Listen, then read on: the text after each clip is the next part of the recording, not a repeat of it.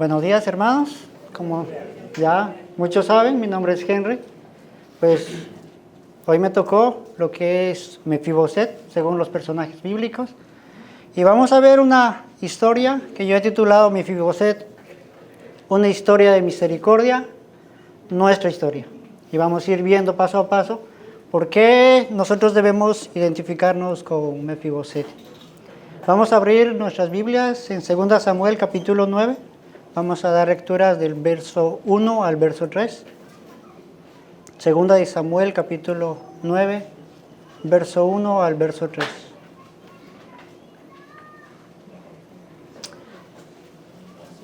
Si ya hemos encontrado, leo para ustedes, me siguen con la vista. Dice 2 Samuel capítulo 9, verso 1 al verso 3. Dijo David: ¿ha quedado alguno de la casa de Saúl a quien haga yo misericordia por amor de Jonathan?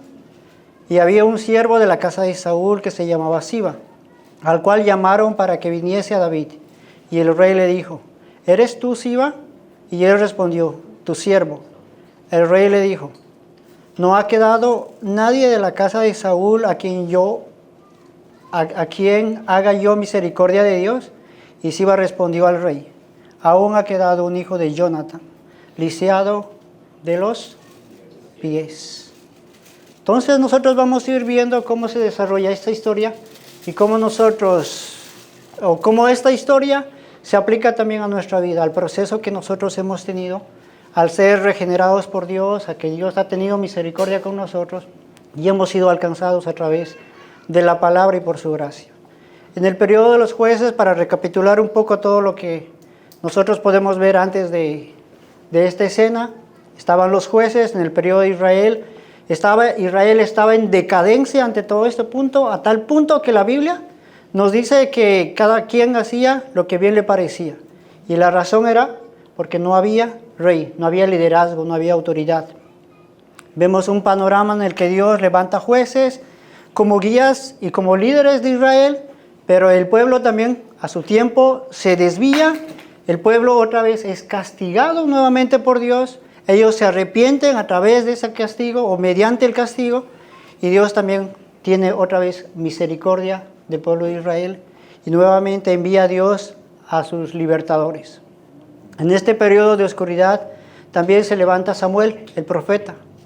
Entonces nosotros vemos que en este tiempo el pueblo pide un rey conforme a su corazón, es decir, conforme al corazón del hombre. Ellos estaban queriendo imitar lo que otros pueblos estaban haciendo y no lo que Dios y no se daban cuenta que ellos estaban desechando a Dios para traer una persona, un hombre como los demás pueblos.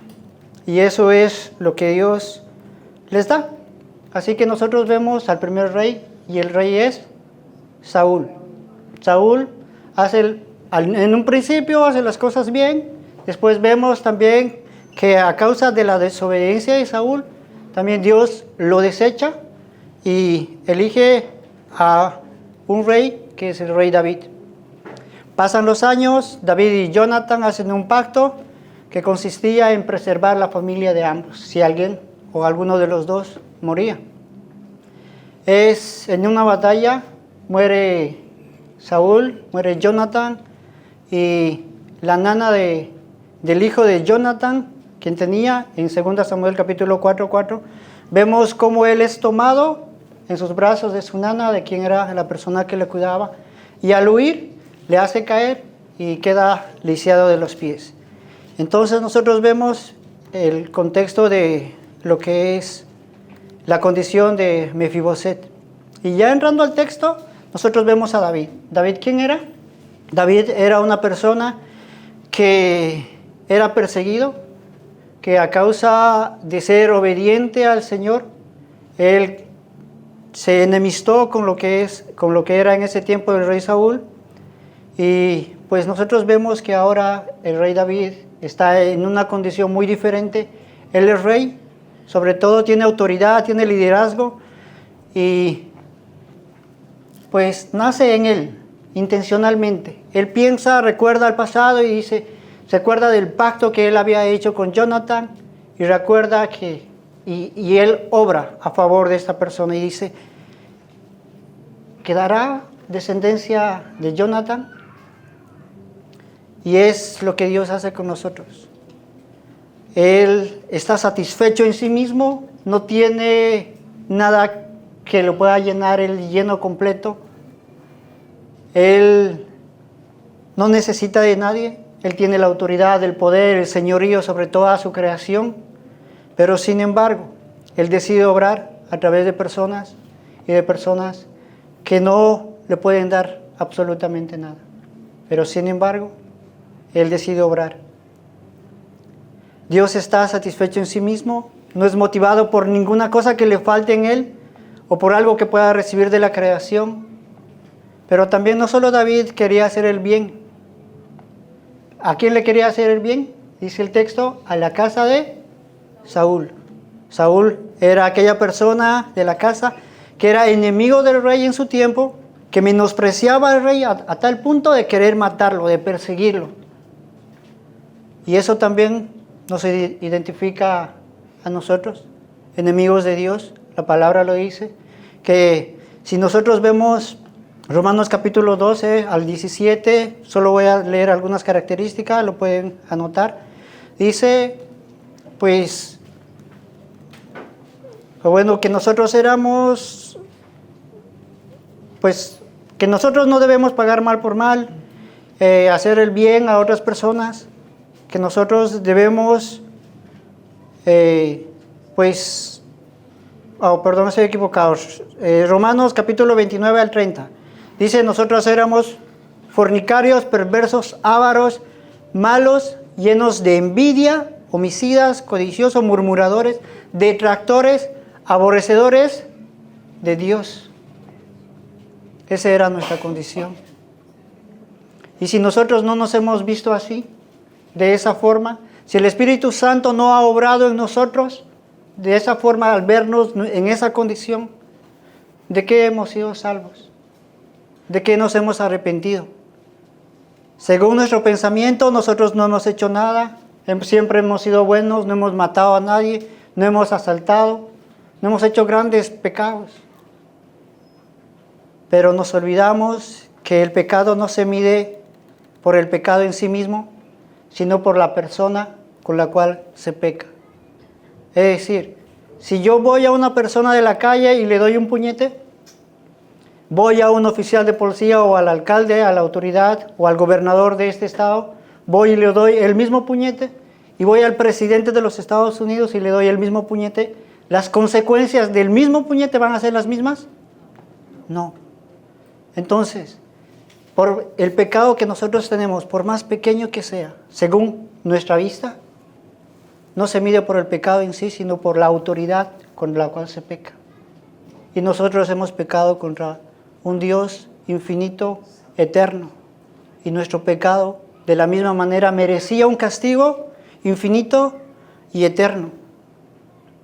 La pregunta de David mostraba un gran amor por Saúl, por la casa de Jonathan. Era costumbre en aquellos días que el nuevo rey acabara con toda la dinastía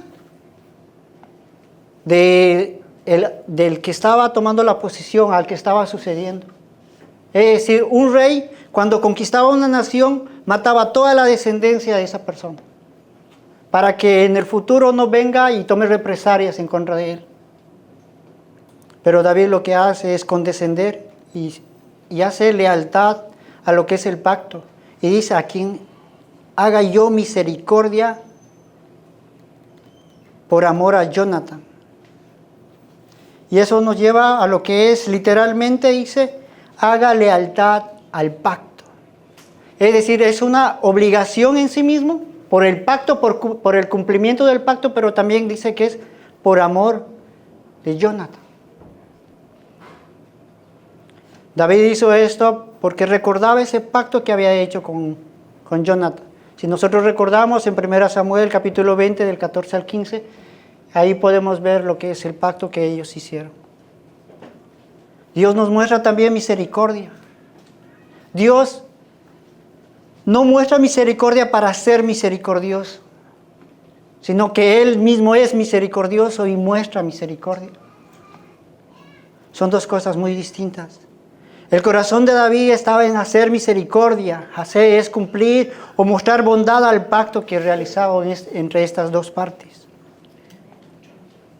David quiso obrar con misericordia a Mefiboset, aunque Mefiboset no reclamaba lo que era suyo por derecho, porque era el sucesor del rey.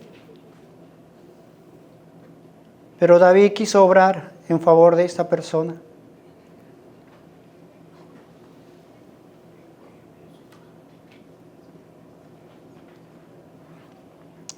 Cuando David escuchó que sí había seguro una persona, cuando pregunta a Siba y le dice, ¿hay alguien todavía?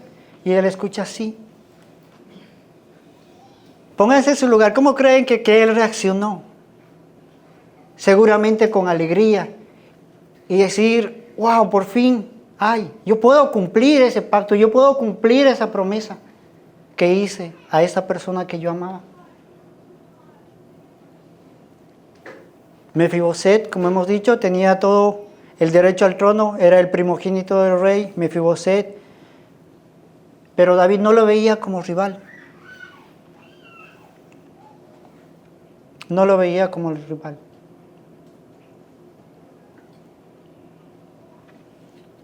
Nosotros también podemos ver la condición de esta persona. Pero si nos preguntamos quién era Siba, era una persona que servía en la casa de Saúl, que por lo que vemos o por lo que notamos en el texto todavía tenía relación con él porque sabía dónde estaba Siba, dónde se encontraba Mefiboset. Pero nosotros vemos en la respuesta de Siba, incluso y por la historia que nosotros vemos después, cómo Siba buscó su propio beneficio, su propio bienestar. Nosotros vemos este Siba que aparentaba ser bueno, que le dice en el texto mismo, ¿eres tú Siba? Y él respondió, tu siervo. Era una persona desleal, de doble corazón, de doble ánimo, doble moral. Aunque esta historia no se trata de Siba, sino de Mefiboset, debemos tener cuidado de muchas veces nosotros no actuar como Siba, buscando nuestro propio beneficio, sirviendo a Dios por lo que Él nos puede dar y no por lo que Él ya hizo a través de su Hijo. Porque muchas veces actuamos de esa manera y debemos reconocerlo. Y la respuesta es sí, ha quedado uno, pero él dice que está lisiado de los pies. En el original nosotros podemos ver que la intención es más clara y dice, fíjate bien lo que vas a hacer, rey, porque esta persona no te sirve. Esa es la intención de Siba. Y nosotros podemos ver ahí su corazón, de dónde estaba. Esto manifestaba un corazón lleno de envidia. El corazón envidioso no es aquel que quiere lo que otra persona tiene, sino el corazón envidioso es aquel que no quiere que lo tengas. Muchas veces actuamos de esa manera, no queremos que la otra persona prospere, no queremos que la otra persona salga adelante. Pero somos una familia. ¿Y cuál debe ser nuestro corazón? El poder ayudar, morir a nosotros mismos para que la otra persona pueda alcanzar ciertas cosas. Y no solo cosas materiales, sino más las cosas espirituales. La condición de Mefiboset era una condición que en muchos aspectos le imposibilitaba de muchas cosas. De servir en el ejército, le imposibilitaba de algún cargo incluso sacerdotal del gobierno. Eran menospreciados por la sociedad ese tipo de personas. Pero David no se enfoca en lo que podía recibir de Mefiboset, sino que simplemente él quiere obrar en favor de esa persona. Él sabe que no le puede dar nada a una persona así. Y debemos preguntarnos cómo Dios obró en nosotros. Él sabía que tú y yo no podíamos darle nada. Y aún a pesar de eso, Él vino, nos rescató y obró con misericordia. Cuán agradecido debe ser nuestro corazón. Cuánto amor debe haber en nosotros por Él, por su obra. Y si vemos muchas veces nuestra vida y la escudriñamos a la luz de la palabra, nos damos cuenta que tal vez son días, meses, años, que seguimos estáticos, quietos en la iglesia, sin poder obrar. Decimos que Él es nuestro Señor, nuestro Rey, que Él es mi vida, pero con nuestras obras, con nuestra vida, no lo demostramos. Nosotros no podíamos ofrecerle absolutamente nada a Dios. Y Él lo sabía. Porque lo vil y lo menospreciado escogió a Dios. Eso vil eras tú y era yo. Y aún a pesar de eso, porque Él sabía que le ibas a fallar. Él sabía que ibas a pecar, que ibas a querer hacer las cosas a tu modo y no al modo de Dios. Sabía que eras rebelde, que ibas a ir en contra de Él.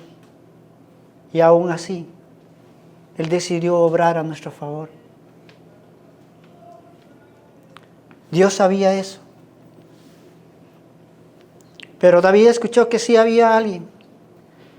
Y estaba en Lodebar, un lugar lejano, sin pastos literalmente, sin agua, donde no había producción de frutos, donde estaban los mendigos, los perseguidos, los despreciados. Y era donde Dios nos rescató. Él vino a nuestro encuentro. Tú no lo estabas buscando, yo no lo estaba buscando. Éramos enemigos de Dios. Por el contrario, estábamos en contra de Él. Y aún así Él nos rescató. Mefiboset tenía el derecho al trono. Era el primogénito del rey.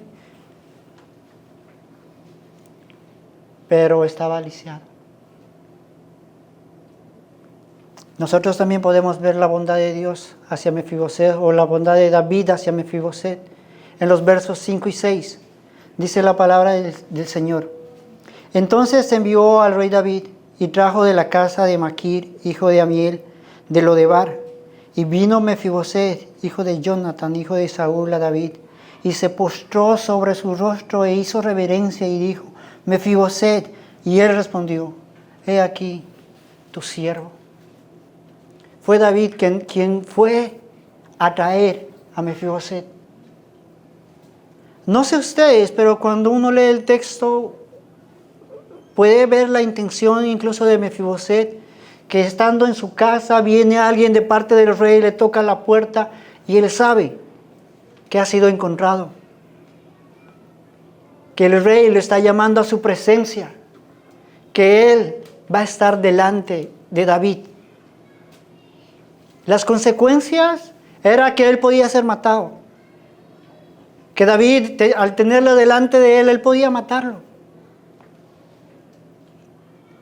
Pero sin embargo decide obrar a favor de Mefiboset.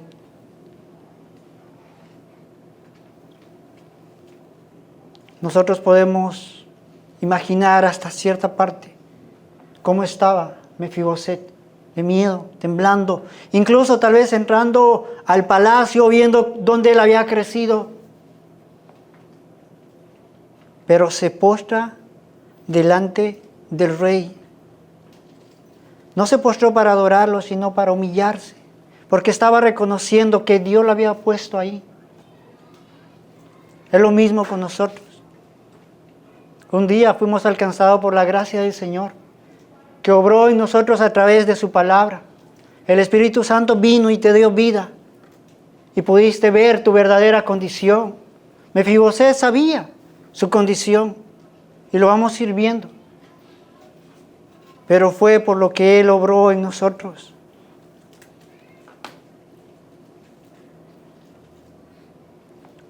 En los versículos 7 y 8 dice, y David pone calma al corazón de Mefiboset y le dice, no tengas temor, porque yo a la verdad haré contigo misericordia por amor de Jonatán tu padre, y te devolveré todas las tierras de Saúl tu padre, y tú comerás a mi mesa. Y él, inclinándose, dijo, ¿quién es tu siervo para que mires a un perro muerto como yo? Un perro muerto. Mefiboset, que significa aquel que destruye la culpa o la vergüenza, o aquel que quita la vergüenza, estaba delante de David y él le dice, no tengas temor. Estas palabras han tenido un impacto en el corazón de Mefiboset, porque a la verdad haré yo misericordia contigo por el pacto que hice con tu padre, con Jonatán. Nosotros debemos recordar aquel pacto que hizo el Dios Padre con el Dios Hijo. Aquel pacto de redención donde se determinó que iba a obrar por misericordia en favor de pecadores, en favor de personas como tú y como yo. Y no solo eso, sino que le dice, te devolveré todas las tierras de tu padre. Y de esa manera él lo hace. Pero lo más importante y lo que debemos resaltar es que tú comerás siempre a mi mesa. Le estaba dando una provisión, es decir, todas tus tierras van a ser, sí va a trabajar para ti, pero tú vas a comer a mi mesa. ¿Es o no es lo que Dios hace con nosotros? Él nos invita a comer a su mesa. Nos da todas las bendiciones que nosotros tenemos. Y las bendiciones de Dios, como ya hemos visto a lo largo de todo este tiempo con el pastor, no son bendiciones terrenales, temporales, aunque sí las hay. Pero las mayores bendiciones son espirituales. El perdón de nuestros pecados. Como ya hemos visto, un solo pecado merecía una muerte eterna, un castigo eterno. Pero en verdad, ¿valoramos ese sacrificio de Jesucristo por nuestros pecados? De verdad que cuando tú estás pecando o cuando estás viendo la tentación, te pones a reflexionar y dices, ¿cómo yo puedo pecar? Sabiendo que ese perdón de uno solo de mis pecados tuvo un gran precio, un gran sacrificio.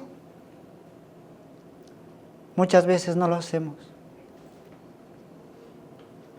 Y es triste ver cómo muchas veces nos vamos y nos revolcamos nuevamente en el pecado. El pecado, a la verdad, cuando está para ser tentado, nos muestra todo su deleite, algo bonito, satisfacción temporal. Pero ya después de cometido el pecado, Satanás hace que lo vuelvas grande y te dice, nuevamente has caído. Y te echa la culpa y nosotros reconocemos nuestro pecado y no queremos pedir perdón a Dios. Y seguimos pecando y seguimos pecando hasta que nosotros vemos nuestra condición espiritual y somos un desastre.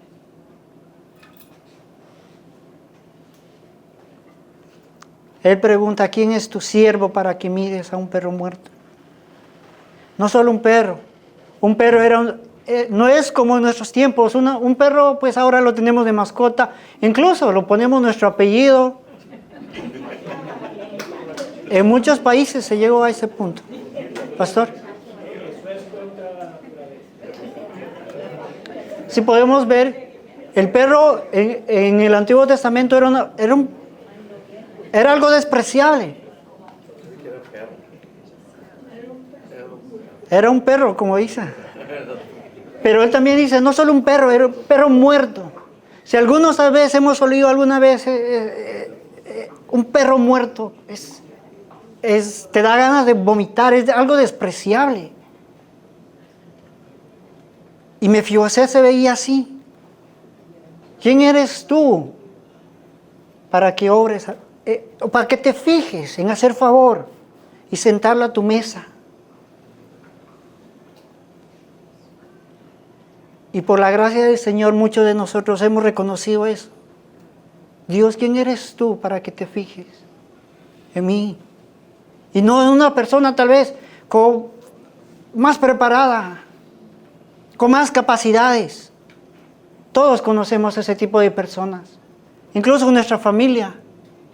¿Por qué no mi hermano, mi hermana, mi papá, mi mamá? ¿Por qué yo?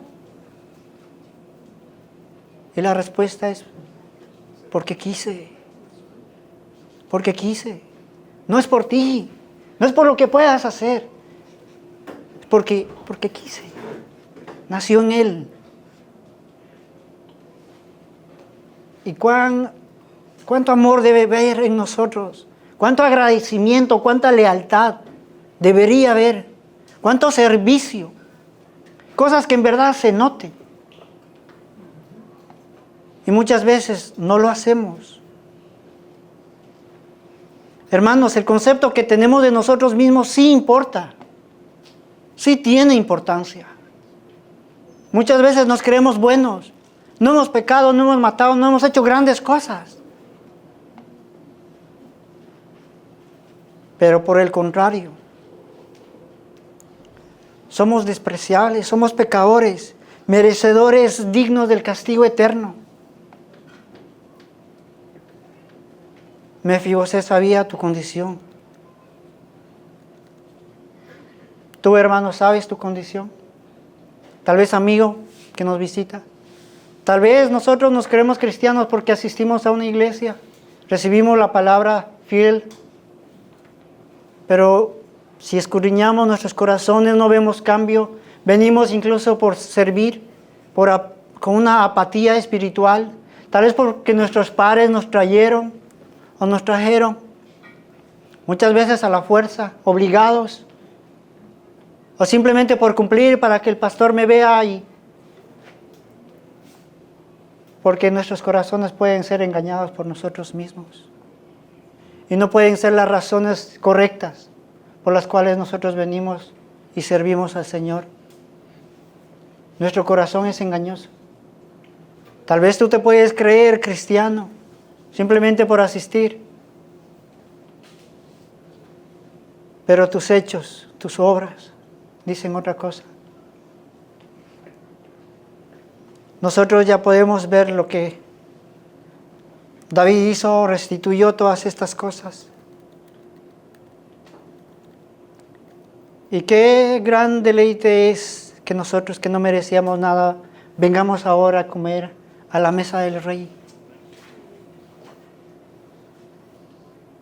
Yo quiero que cada uno de nosotros pueda meditar en estas verdades. Decir, en verdad yo no merecía nada de Dios. En verdad pueda ver yo mi condición. Que el Espíritu Santo obre de tal manera que pueda abrir ese velo, correr ese velo para que nosotros podamos ver nuestra condición. Y decir, Señor, no tengo nada para ofrecerte, pero aquí estoy para recibir lo que tú me quieres dar. Ten misericordia de mí. Ya para ir cerrando, para recapitular, nosotros debemos resaltar ciertos conceptos importantes que debemos entender. Tú y yo fuimos caídos en Adán. Caímos porque nuestro padre Adán cayó, pecó en contra de Dios. Fuimos cojos espirituales, y no solo cojos que nos imposibilitaba venir a Dios por nuestra cuenta propia, sino también que dice la Escritura que estábamos muertos en nuestros delitos y pecados. Por esta razón estábamos apartados del Rey, lejos, en tierras secas, buscando razón de existencia en otras cosas, buscando el sentido de la vida en otras cosas. Todos pecamos y estamos destituidos de la gloria de Dios. Todos pecamos. El pecado rompió la comunión que teníamos nosotros con el Padre. Mefibosé sufrió una caída, pero así también nosotros sufrimos la caída y las consecuencias del pecado. ¿Y dónde está Cristo ahí? Es por quien ahora nosotros tenemos acceso al Padre. En cualquier hora del día, en cualquier momento. es por quien ahora nosotros podemos sentarnos a la mesa, disfrutar. Y hermanos, no importa qué es lo que podamos hacer, cuánto tiempo podamos sufrir en esta tierra, comparado con la eternidad, los 80 años, los 200 del pastor, 238 del pastor, no son nada, nada, comparado con la eternidad. Y que esos 80 años, desde que nazcas hasta que seas desarraigado de la tierra, puedas sufrir enfermedades, dolores, pérdidas, no son nada comparado con lo que nosotros hemos recibido. Nosotros no podíamos hacer nada, porque para que una obra sea agradable delante de Dios, tenía que tener 3 características. En primer lugar, esa obra tenía que ser por fe. Hebreos capítulo 11, verso 6 nos dice, sin fe es imposible agradar a Dios. En segundo lugar, tenía que ser mediante la ley o en cumplimiento a la ley. Todo aquel que comete pecado es infractor de la ley, nos dice la palabra del Señor. Santiago también nos dice que cualquiera que guarde toda la ley, pero ofendiera en un punto, se hace culpable de todo. En tercer lugar, tenía que ser para la gloria de Dios.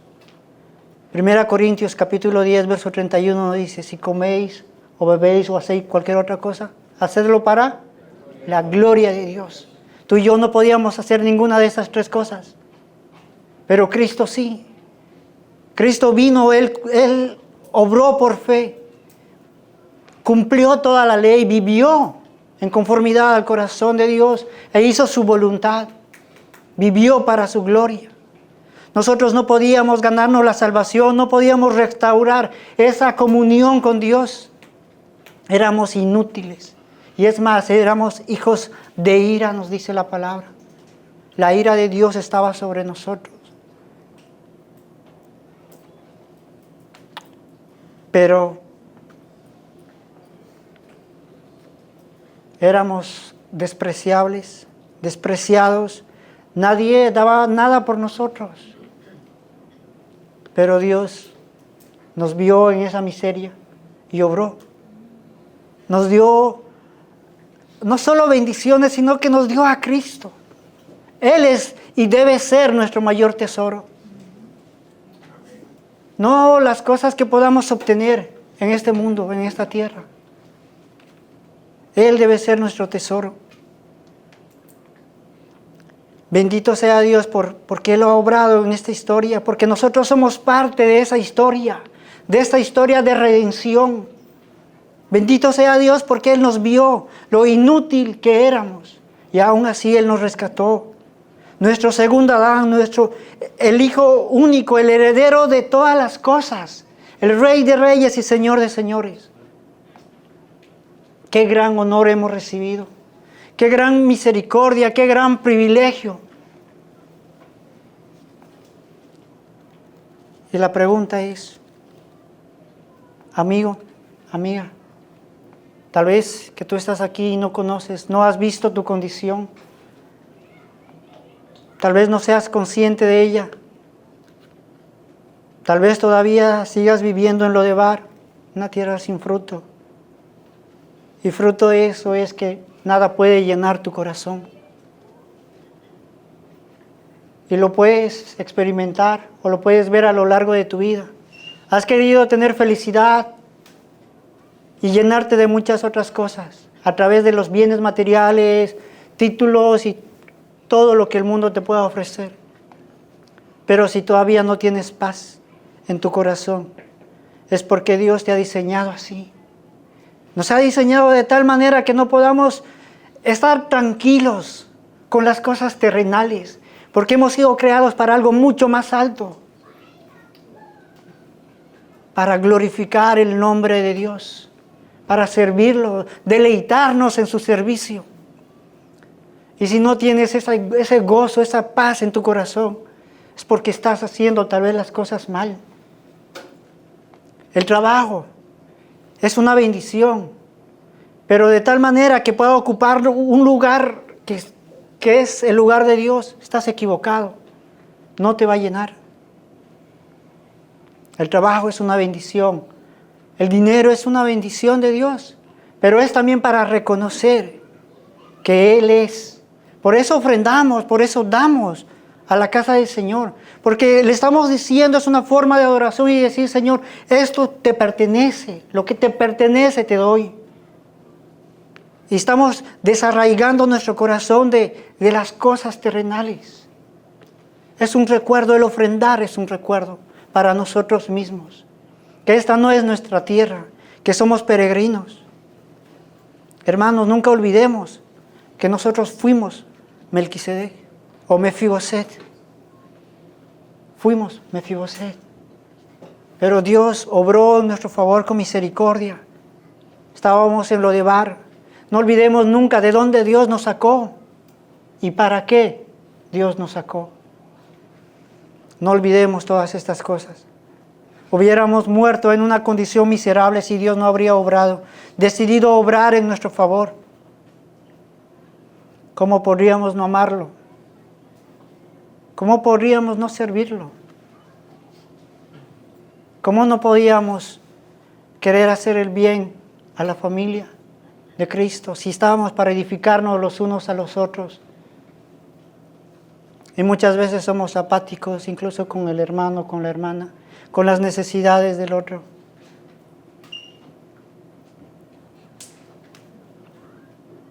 Nosotros estábamos muertos en nuestros delitos y pecados.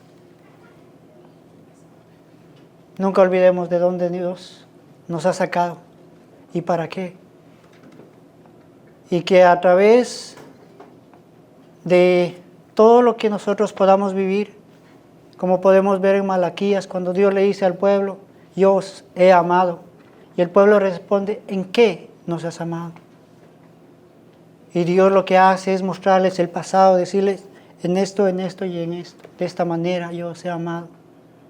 Veamos hacia el pasado, veamos atrás lo que éramos sin Dios. Y es bueno recordar eso, porque te ayuda a tener un corazón para Dios. Recordar que sin Él nosotros no éramos nada, que si Él no hubiera obrado, nosotros todavía seguiríamos en esa condición. Pero hermano, hermana, ten cuidado porque va a haber mucho más castigo para aquellas personas que se exponen a la palabra y permanecen apáticos a ella, sin obedecerlo, que para aquellas personas que nunca han escuchado del Evangelio. Es bueno someterse a la palabra de Dios. Es bueno poder escudriñar la palabra de Dios como lo hacemos en esta iglesia. Pero también es un peligro si no obramos en favor o si no obramos y practicamos lo que estábamos aprendiendo. Dios nos libre de ser este tipo de creyentes. Pero también debemos alegrarnos, vivir una vida con gozo. Ya no hay más condenación para los que estamos en Cristo. Eso, ¿cómo te digo? Es un servicio en alegría, no decir, no, yo pecador. No, Cristo ya obró. Deleítate. Vive como verdadero cristiano. Levántate, no seas como el mundo, día lunes, dicen, otra vez lunes a trabajar. Qué miserable. No, deleítate, dices, es una forma de poder glorificar el nombre de Dios. Cambiemos el pensamiento del mundo. Cambiemos todo lo que el mundo nos ha influenciado y vivamos en verdad para su gloria. Pensemos bíblicamente. Pensemos como Dios piensa y que Dios nos dé ese corazón también para servir a otros. Vamos a orar.